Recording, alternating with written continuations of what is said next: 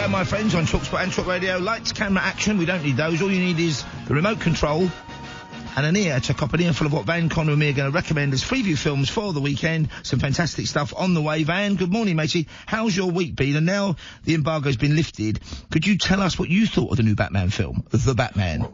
Well, good morning to you as well, Mr. Ross. And I'm going to defy all conventional logic and expectation and say that I really enjoyed The Batman. Although I will say, in this uncertain age of bipartisan politics, fake news, all that stuff, it is comforting to know that we can all agree The Batman is way too damn long. How long is it? 2 hours and 55 minutes. This is for a superhero film. That's long. And now DC have got form on this because the recut, second cut, final cut, long cut of the Justice League film was, 18 hours long, wasn't it? I mean, they played to prisoners in Guantanamo Bay and they confessed to all sorts. And that's a long film. I think those movies, the Zack Snyder movies in general, should be played to prisoners in Guantanamo Bay. But no, The Batman's pretty good. It's another spin on the Long Halloween. You know how The Dark Knight was basically the Long Halloween, but let's do it with the movie Heat.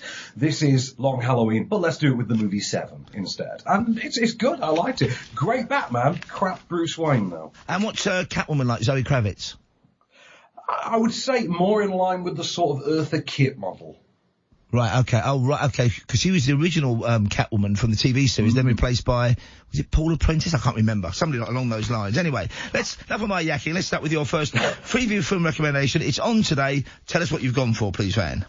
Well, we're going to switch with my yakking now for Game Night, which is a film I can talk about endlessly. This is written and directed by John Francis Daley and Jonathan Goldstein, who are the duo that shot to prominence with the Horrible Bosses movies and then got given the keys to the Spider-Man Kingdom by Marvel Studios. They did Homecoming, Far From Home, the Tom Holland series. In between, they did this absolutely brilliant, very mid-80s feeling, kind of wacky, wild night romp. It's something that would have starred Charles Grodin back in the day. Absolutely. It clearly, in the Jason Bateman role, that would have been like Charles Grodin 30 years earlier. So it stars Jason Bateman and Rachel McAdams as the seemingly perfect couple. They've got their insecurities, but the perfect suburban couple. Every week, they get together with their friends and play game night, in which they just play a series of popular board games. And this one week, Jason Bateman's sort of estranged, almost Ace Rimmer-like older brother shows up, played by Ron Livingston. By the way, I mean, how often do you hear a reference to Ace Rimmer? I'm going to make that a thing. Yeah.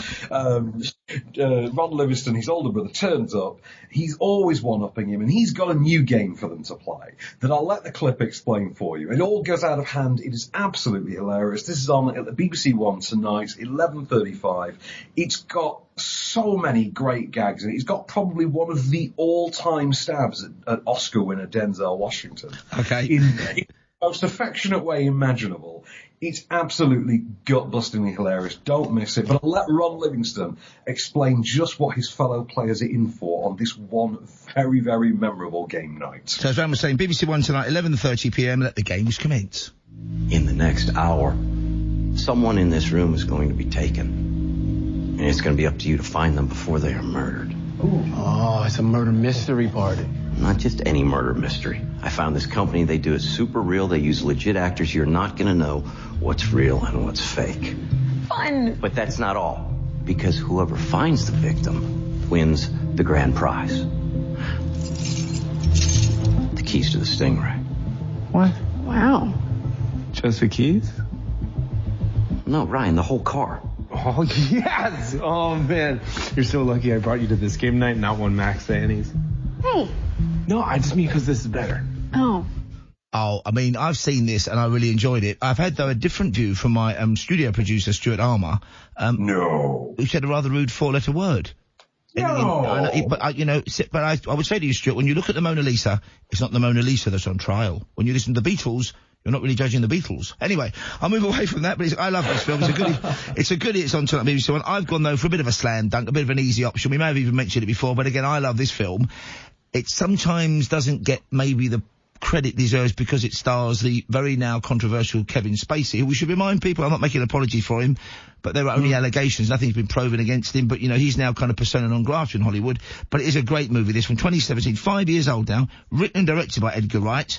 It's called Baby Driver, and the shell of a night, it's about a getaway driver, a young guy gifted with a fantastically kind of an amazing skill in driving cars. Think Ryan O'Neill in The Driver. He's a getaway artist supreme, but he's also cursed with, and you find out why in the film, tinnitus. So to drown out this horrible noise he's got that would drive you bonkers, he's constantly listening to some of the best soundtrack songs, I think, since the first Guardians of the Galaxy film. I mean, the soundtrack to this is amazing. Great stars in it as well, and it is a brilliant, brilliant film. I know you rate this movie as well, though, don't you? Not just because of the driving, because it's kind of twisty and turny, great, actually quite romantic as well, and actually I think involving and moving, which a lot of action films or crime films actually aren't. It is, I mean, it's a musical without being a musical, and at the same time, it's quite a gripping crime thriller.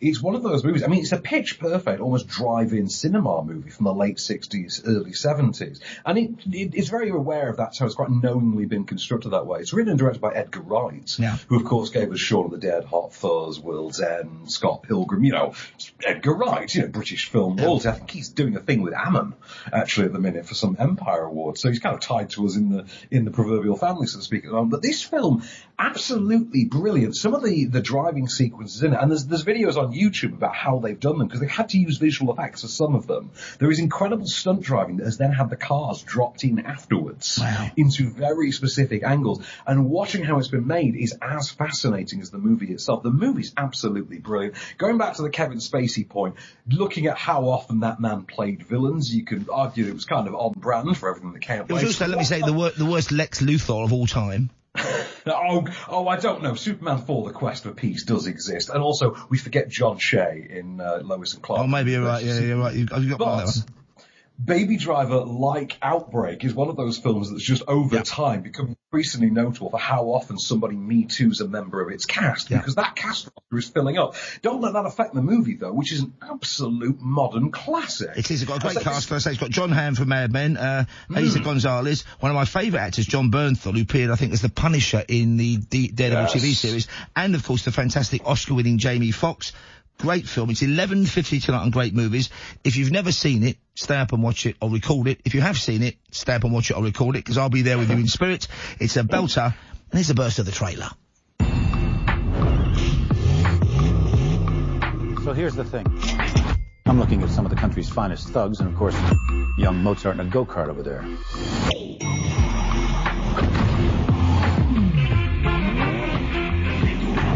People love great bank robbery stories, so let's give them something bold and brazen as to talk about over their lattes. Language, Kevin. Okay, so that's my recommendation. You going to tomorrow have gone for... No, I don't think we've ever had a recommendation for the 5th in a series of a film, and it's quite appropriate because tomorrow's the 5th of March, and you've gone for Final Destination 5. I've enjoyed all of those, although... When I saw the first one, I thought, it's off the scale. When you see it after what happens in the later ones, it actually looks quite timid and kind of uncertain, doesn't it? Because they got so extreme. Is this the 3D one? I kind of lost track of what one was what number, but this is all of them are great, I think, the Final Destination movies. Final Destination 5, this one, the 2011 one, was actually released in 3D. However, it was not the big one that was marketed in 3D. That was 2 years ago. Not the one where all the bones exploded and come towards you in one of the deaths, I think. No, that's the one before that was cunningly titled The Final Destination. So technically we should take it to trading standards. But this actually is quite a clever sequel. I will explain as well, by the way. We have had a fivequel, a pentol. What do you call a fifth one? We've had a fifth one before. We've had Fast 5 on before, so that's our only other contender. See, it's good job somebody's paying attention, because me and the producer aren't.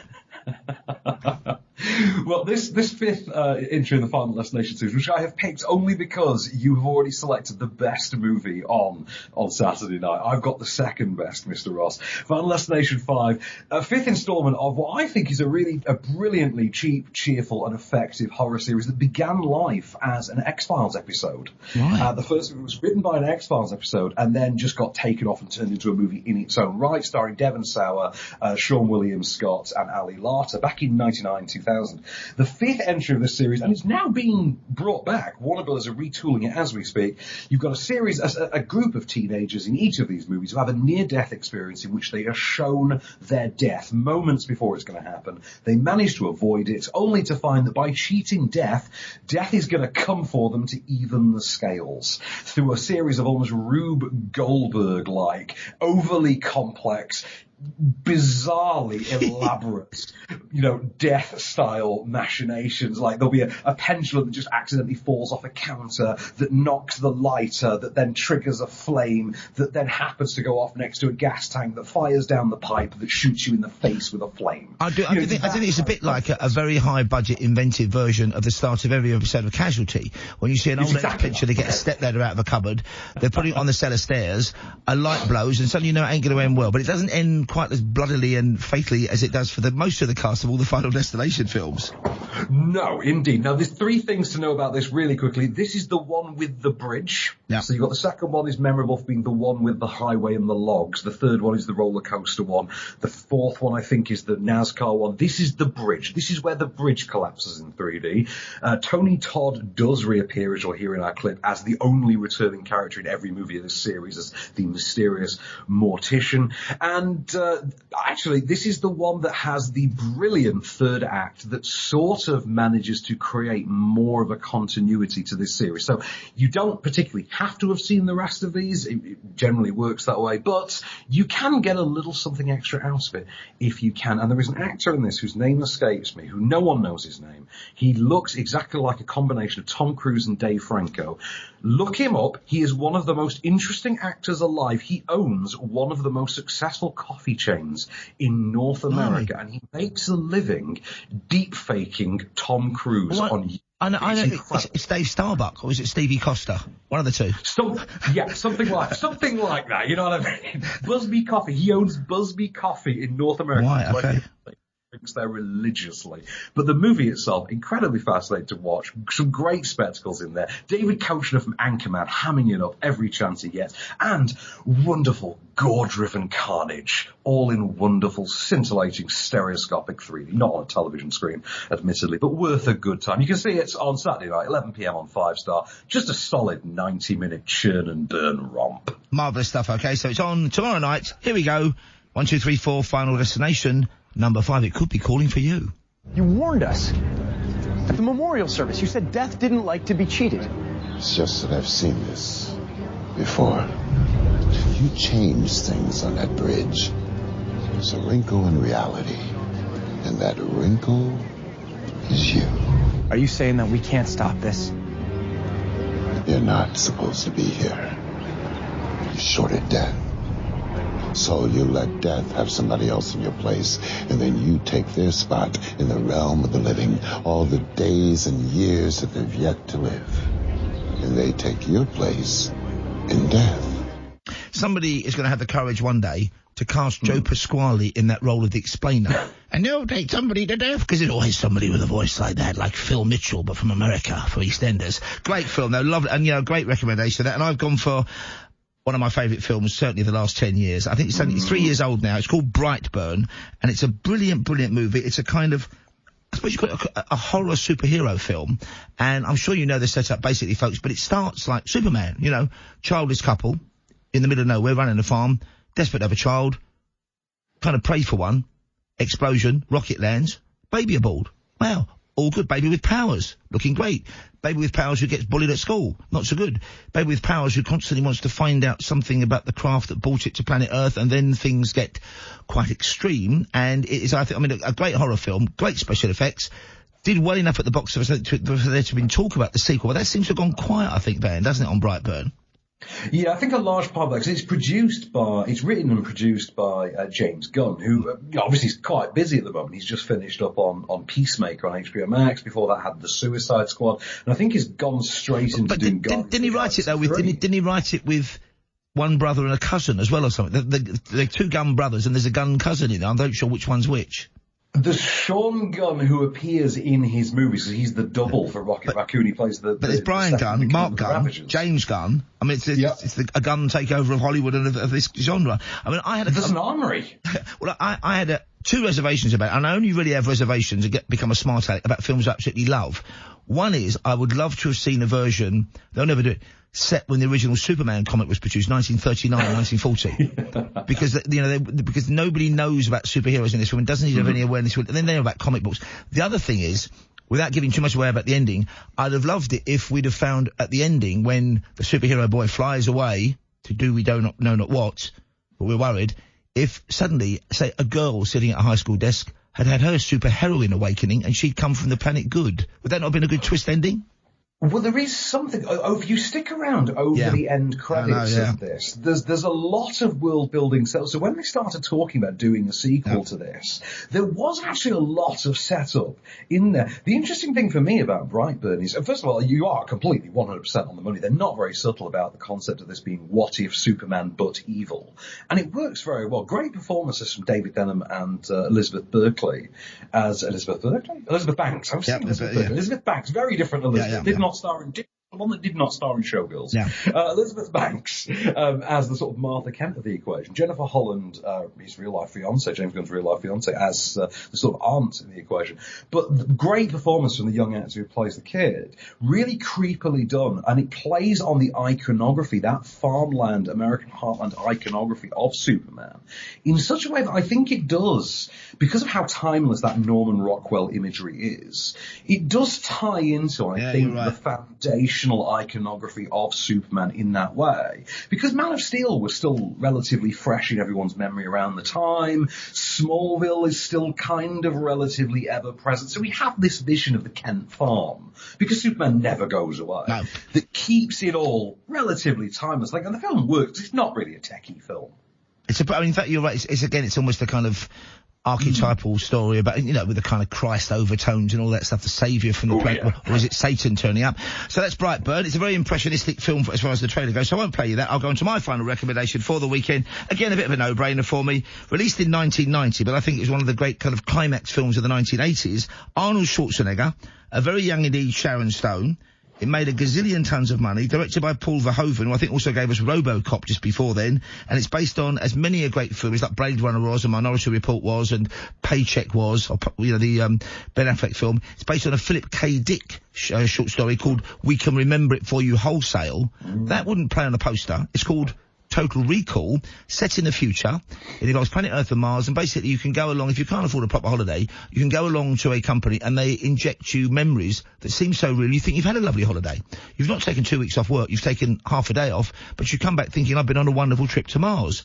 Problem is with Arnie's character, it awakens kind of memories in him that he believes weren't his. And then he's starting thinking, have I been programmed to deny my real life? What's going on in Mars that needs investigating?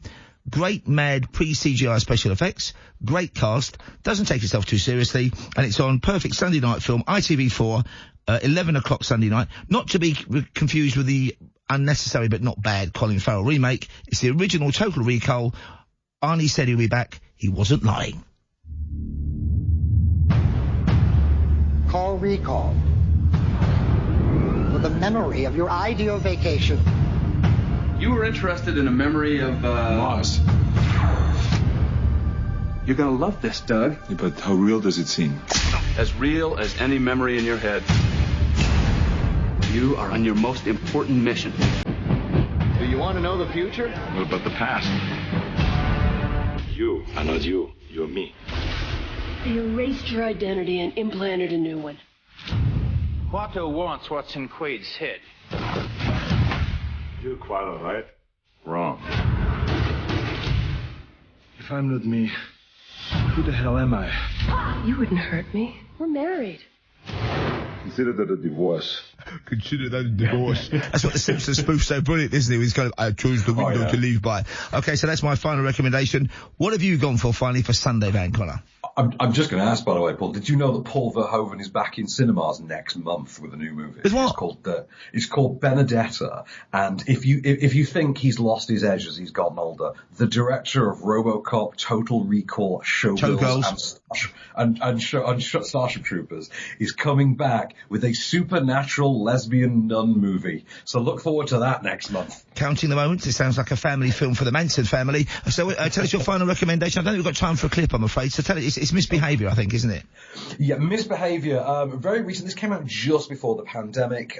Basically based on the true story of the 1970 Miss World pageant in London, in which Bob Hope flew in only to find that the feminist protesters were out in force to take down proceedings and disrupt the chaos. We get shown this through the vantage point of several characters. We get Keira Knightley as a sort of every woman who's against the process. We get Gugu Mbatha-Raw, who might be the first woman of colour to win it. We get Jessie Buckley as a protester who's setting her sights on this, and we follow their adventures as they set out to derail the 1970 Miss World pageant. You've got Greg Kinnear from As Good As It Gets as Bob Hope, which is just brilliant cast. Does a wonderful. And when can we see this? What time is it on and what channel, Van, finally? 9 p.m. Sunday night on BBC Two. Perfect time for this. Gather round, see it. A great romp, good time, and it's got stuff to say. And it's obviously quite relevant to, the world we're in. Funny, and if you're as old as me, nostalgic, you can catch Van, I think, with a guest co-host on the Off-Screen podcast later on today, dropping all your showbiz, film, TV and entertainment news, and he's back with us next Friday. Rebecca Perfect, his normal co-host, joins us again on Monday. So it's the final one is, of course, that brilliant. Remind us again what time it's on? Misbehaviour? At 9 p.m. on BBC Two Sunday night for Misbehaviour. That was the fantastic Van Connor on the way. The Met Office